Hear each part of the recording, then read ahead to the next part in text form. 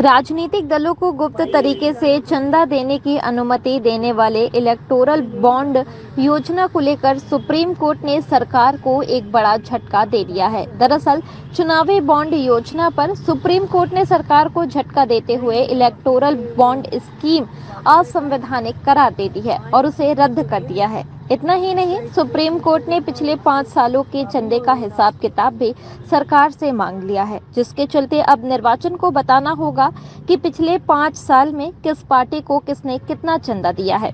इस मामले की सुनवाई को लेकर सुप्रीम कोर्ट ने कहा कि वह स्टेट बैंक ऑफ इंडिया से पूरी जानकारी जताकर इसे अपने वेबसाइट पर साझा करे।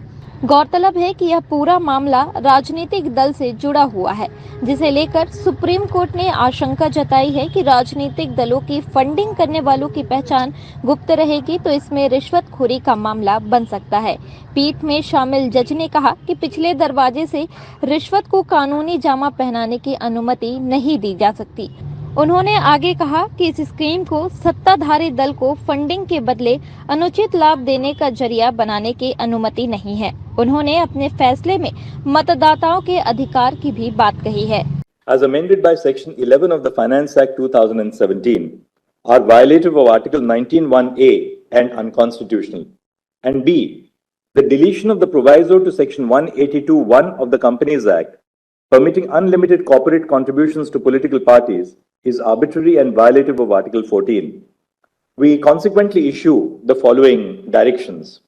A, the issuing bank shall herewith stop the issuance of electoral bonds. B, State Bank of India shall submit details of the electoral bonds purchased since the interim order of this court dated 12 April 2019 till date to the Election Commission of India.